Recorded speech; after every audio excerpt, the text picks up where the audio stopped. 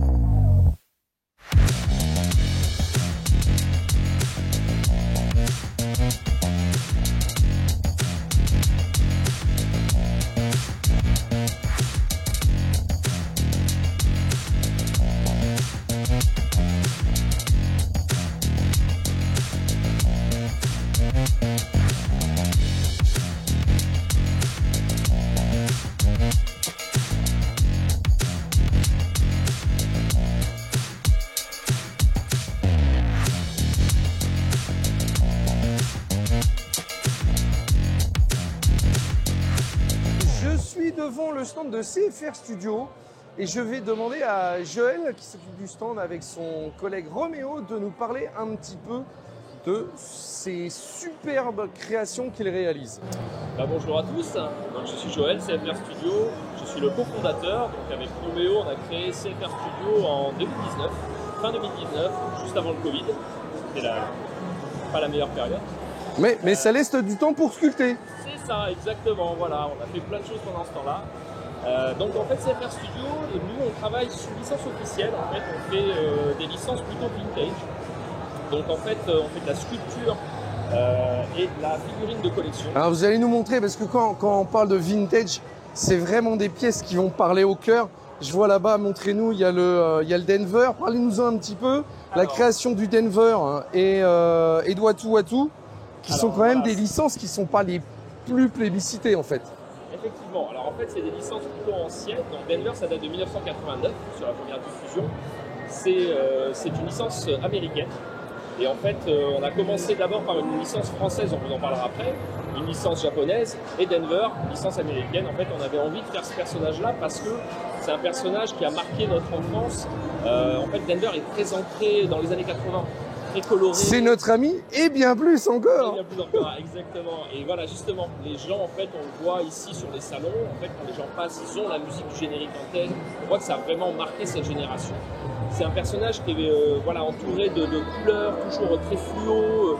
Voilà, il y a la guitare, il y a du surf, enfin, c'est vraiment très fun. C'était vraiment le côté fun, on ressentait le côté fun des skateurs et tout ça. Exactement. Les prémices des années 90 qui arrivent, c'était franchement excellent quoi, à l'époque. Exactement, et on avait envie vraiment de retrouver ça dans la statue. C'est-à-dire vraiment plein de couleurs, de la gaieté. Et donc on a représenté en fait la scène où, je crois que c'est dans le deuxième épisode, où en fait Denver se retrouve sur scène. Et donc il est sous les projecteurs, il a une guitare, il met les lunettes et il se met à danser, à chanter, etc. Et cette scène-là, donc il est entouré d'étoiles, il y a des projecteurs qui projettent des couleurs autour de lui. Et elle est même un peu psychédélique cette scène, parce qu'on voit autour de lui des dinosaures, des palmiers, etc. Et on avait envie de représenter ce côté-là, ce côté dynamique, un peu rigolo. Et c'est franchement réussi. Hein. Ouais, et donc pour Watu, qui est une licence, voilà, c'était comme on le disait, on en a parlé un petit peu avant, le dessin animé qui, on va pas dire nous gavait, mais qui nous faisait patienter avant Goldorak. Oui, c'est ça. En fait, il était diffusé dans Récré 2. Ça date de 78, c'était juste avant Goldorak. Et c'est vrai que du coup, ça a marqué beaucoup de gens qui attendaient Goldorak et qui regardaient ce dessin animé. C'était un dessin animé un peu écologique à l'époque. Il y avait déjà les prémices de l'écologie dans les années 80. C'est ça, avec René Borg au dessin. René Borg qui a dessiné énormément de personnages de notre enfance, quoi. Et en fait, cette statue-là, on l'a présentée aujourd'hui à la avant-hier à la Japan Expo pour la première fois. C'est un prototype. Et on a créé ça avec un partenaire qui s'appelle Osimo. Et Osimo, en fait, travaille sur des licences plutôt anciennes, comme ça. Voilà, Watu Watu, Casimir, voilà, ce genre de personnages, Isidore et Clémentine. Et on avait envie de faire un prototype et de proposer aux gens en fait une création de statue. Et cette fois pas sur une grosse échelle, on va dire vraiment quelque chose d'intimiste, petite production de 25-30 exemplaires qu'on ferait nous-mêmes dans nos ateliers. Ah ouais. Voilà, qui serait vraiment faite entièrement en France. À la différence des autres statues, là on est sur des productions plutôt de, on va dire, entre 300 et 400 exemplaires. Et automatiquement, c'est fabriqué en usine, parce que c'est vrai que nous, on ne peut pas matériellement produire avec nos petites mains 400 pièces, ça prendrait vraiment trop de temps. Déjà, les prototypes prennent déjà beaucoup de temps. Donc voilà, celle-ci, ça nous tient à cœur parce que voilà, ça passerait vraiment entièrement dans nos mains. Puis je sens que ça vous tient personnellement un petit peu à cœur aussi. C'est vrai. Je sens bien quand tu en parles que y a un petit affect en plus. Le but des CFR Studio, c'est qu'on a envie de travailler sur des licences qui nous plaisent et qui nous parlent. Voilà. D'accord. Donc c'est un peu notre ligne de directive. On s'est toujours dit avec Roméo que on ne ferait pas des licences qui ne nous plaisent pas. Il faut vraiment que ça nous parle, qu'on ait envie de prendre du plaisir à la création. Voilà. Il y a quand même un personnage qui est assez emblématique de notre enfance, c'est Maestro et la version spatiale qui est Métro. C'est ça. Alors en fait, ça c'est la licence Il était une fois l'espace qui est sortie en 82. Donc en fait, en 2022, l'année dernière, on a fêté les 40 ans. Et on avait envie, nous, on avait envie de rendre hommage en fait à cette série-là, parce que déjà c'est une licence française. Et du coup, c'est vrai qu'il y avait vraiment une forme d'éducation avec ces séries qui était très forte. Alors l'espace un petit peu moins, on était plus dans l'imaginaire. Oui. Mais moi, étant enfant, en fait, j'ai vraiment été bercé par l'espace. Et Métro, c'était mon personnage préféré. J'avais le petit jouet de Poppy à l'époque. Ah ouais. Vous vous souvenez de ça? Ah oui, si. Exactement, ouais. Et je dessinais énormément. J'ai retrouvé il n'y a pas longtemps un cartable rempli de dessins. Il y avait peut-être 80% des dessins, c'était le petit. C'était Métro. Toutes ses formes, etc. Ça fait plaisir quand on retrouve des souvenirs comme ça. Ça, c'est génial. Mes parents qui ont trouvé ça dans le grenier m'ont ramené un vieux cartable. Qu'est-ce que c'est que ça? En fait, des dessins incroyables. Et là, il y a plein de choses qui remontent. Il y a tout qui remonte là. Ah, c'est fantastique. C'est fantastique. Donc pour nous, ça a été extraordinaire d'avoir cette licence parce que, un personnage que j'affectionnais comme ça, ça a été notre première statue qui est arrivée en fait là sur le marché il y a pas longtemps, début d'année. D'accord. On a pu enfin la voir. Et c'est une statue qui est très complexe. Je sais pas si vous oui. avez vu un peu c'est un personnage du coup qui est complètement aimanté. Il y a un système d'aimant sous les ailes. Voilà, je peux vous présenter, vous voyez, sur le personnage, on peut tout simplement retirer les bras. D'accord. Ah ouais. Et puis vous avez l'aile qui est devant, en fait, vous voyez, elle est aimantée, donc on peut la retirer de manière à laisser apparaître le moteur dessous pour représenter la scène dans l'épisode où il combat Golden Bar et Golden Bar lui arrache l'aile, ensuite il se promène avec l'aile. Voilà. Oh. Donc on a voulu retrouver ça, vous voyez, cette partie-là peut s'enlever, tout est aimanté. Ça c'est fantastique. C'est une pièce, on a passé 2 ans dessus, on dirait pas comme ça, mais on est très content de résultat. Voilà, et puis après il y a plein d'autres licences. Et plein d'autres licences à venir. On peut parler un peu des futurs projets ou pas du tout? Alors on a dévoilé là sur la Japan Expo effectivement le prochain projet en collaboration avec un distributeur en Espagne. Le petit Gizmo. Le petit Gizmo, vous avez dit effectivement. On voulait teaser ça pendant le salon. On voulait pas juste montrer une image de l'affiche ou quelque chose, donc on s'est dit on va essayer de refaire en réel l'affiche du film de l'époque où en fait le personnage principal tenait la boîte, vous voyez des petites mains de Gizmo qui dépassaient. Et on va essayer de reproduire ça, donc c'est amusant de voir la réaction des gens en fait, qui devinent la licence. Ah moi j'ai vu direct, j'étais là, Gizmo. Ça va être vraiment pareil, c'est un peu un honneur pour nous de travailler sur une licence comme ça. Ouais, c'est quelque chose de mythique. Quelque chose étant enfant, moi je l'ai regardé mais je ne sais pas combien de fois. Aujourd'hui travailler dessus, waouh, quoi de mieux. Alors, je me trouve en face de Roméo qui, lui, s'occupe de la partie sculpture, puisque Joël, lui, s'occupe de la partie peinture, qui m'expliquait ça tout à l'heure. Alors, raconte-nous ton processus de création. Alors, le processus de création, moi, je commence par une armature. On ne voit pas forcément ici, mais on voit peut-être une tige. Mais sinon, on a une armature en fait à l'intérieur. Ça me permet d'avoir le gabarit du personnage, l'échelle, les proportions. Donc, souvent, je pars d'un concept. Donc là, on peut le voir, par exemple, le personnage dans lequel je travaille. Ça, c'est un concept. En fait, je fais des recherches, en fait, dessin. Je crayonne au départ. Je fais des croquis, ce qui me permet déjà de faire des recherches du personnage. Et ensuite, je passe par une modélisation 3D. Tout le monde ne fait pas forcément ça. C'est vrai que tout le monde commence par un concept dessin la plupart du temps et ensuite on passe tout de suite à la phase de sculpture. Et moi, ça me permet, en fait, la phase 3D, ça me permet de pouvoir tourner le personnage dans tous les sens, faire des modifications si je le souhaite, parce que là, c'est une création. Ouais. Voilà. Donc, à partir de ce concept-là, une fois que j'ai la pose, j'ai le concept, là, je passe à la phase de sculpture.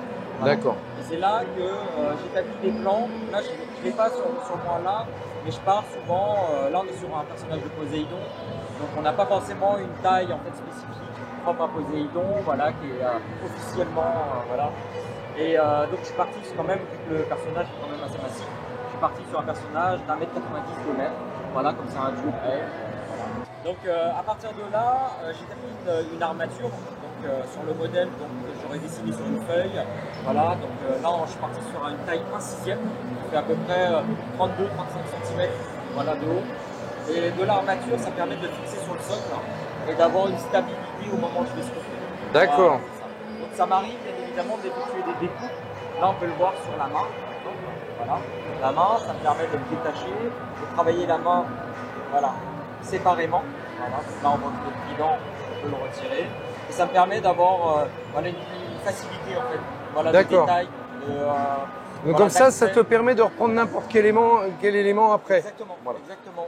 Et même par la suite, une fois que la pièce est terminée, il y a une phase de découpe quand même qui se fait. Parce que là, on a parfois des contre-dépouilles une fois voilà, la phase de moulage établie. Donc il faut quand même découper la pièce de manière à pouvoir mouler chaque partie. Voilà. D'accord. Ça c'est quand même important également de pouvoir justement faire les découpes et non seulement de pouvoir les travailler séparément, mais de pouvoir faire la phase de moulage. Voilà. D'accord. Et une fois le prototype fini, alors, une fois que c'est terminé, donc, comme je disais, on moule la pièce, on va couler donc, la résine, voilà, la résine polyuréthane, de manière à obtenir une phase donc, de matière dure. Voilà. Et à partir de la résine polyuréthane, il y a une post-prod quand même qui se met en place, un ponçage, lissage, sous-couche. D'accord. C'est là qu'on passe à la phase de peinture. Et c'est là que Joël intervient voilà, pour la phase de peinture. D'accord. C'est là que le vrai travail commence. Ouais, non mais c'est vrai, nous, entre figuristes, enfin peintres figuristes, on sait de quoi on parle, voilà, c'est exactement. Voilà. Alors moi je dis tout le temps justement que la phase de sculpture, ça permet effectivement de mettre en volume, d'avoir le personnage en face de soi, effectivement. C'est toujours agréable, ça permet d'avoir une première vie, on va dire, voilà, par rapport au concept dessin. Mais la seconde vie, pour moi, ce que j'appelle l'animation entre guillemets du personnage, c'est la phase de peinture. La mise en couleur, ouais. Bah. Arrive, voilà. Pour moi, les deux sont complémentaires. De toute façon, oui. L'un ne va pas sans l'autre. Et alors la phase usine, ça se passe comment après? Voilà, alors la phase d'usine, c'est simple, on envoie le prototype en usine. Voilà. Donc là, il y a le prototype, il y a deux prototypes. Il y a le prototype déjà de validation avec des ayants droit. Ouais. Voilà. Donc une fois que je l'ai sculpté, il n'est pas forcément en phase de peinture. On valide déjà en premier lieu la sculpture en elle-même. Et une fois que c'est validé, là on passe à la partie peinture et il y a une seconde validation de peinture qui se met en place avec les ayants droit. Voilà. Alors, juste je me permets quand même de donner un détail important, c'est que sur toutes les pièces que vous voyez derrière, ce n'est pas de la sculpture traditionnelle comme ça avec de la pâte, c'est plutôt de la sculpture numérique.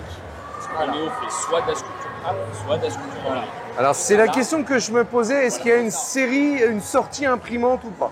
Alors, ce qu'il faut savoir, c'est que là, en fait, on est en animation sur la Japan Expo. Donc l'idée, c'est de présenter aux gens voilà, les étapes de création. D'ailleurs, sur notre stand, on explique toutes les étapes. Et les gens aiment regarder comment on crée une pièce.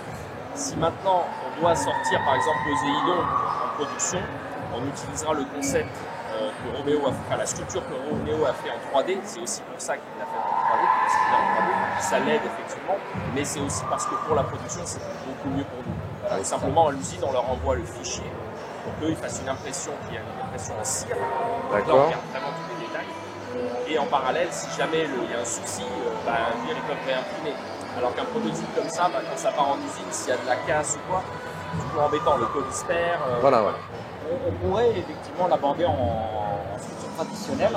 Simplement aujourd'hui, c'est vrai qu'on le fait plus. Les usines ne travaillent plus comme ça. Ouais. Il y en a qui le font encore. Il y en a c'est encore vrai qui le font, mais c'est très très rare. En fait. Tous les studios travaillent en fait avec de la sculpture numérique, ce qui ne se faisait pas dans les années 90. Bah non. Voilà, moi quand j'ai commencé, il y avait déjà peu de studios français. Voilà, il y avait des studios comme Attacus. Oui, Attacus, ouais. Exactement, voilà, on a tous connu Attacus. C'est limite les précurseurs, eux travaillaient en traditionnel. Bah écoutez, Joël, Roméo, je vous remercie beaucoup. Je vous souhaite une bonne fin de salon. Parce que là, on est le dernier jour. Ça a commencé à tirer un petit peu. Bon démontage, bon retour. Et puis bon courage pour la suite. Et à très très bientôt. Merci à toi. Mais de rien, avec plaisir. C'est un plaisir. Au revoir.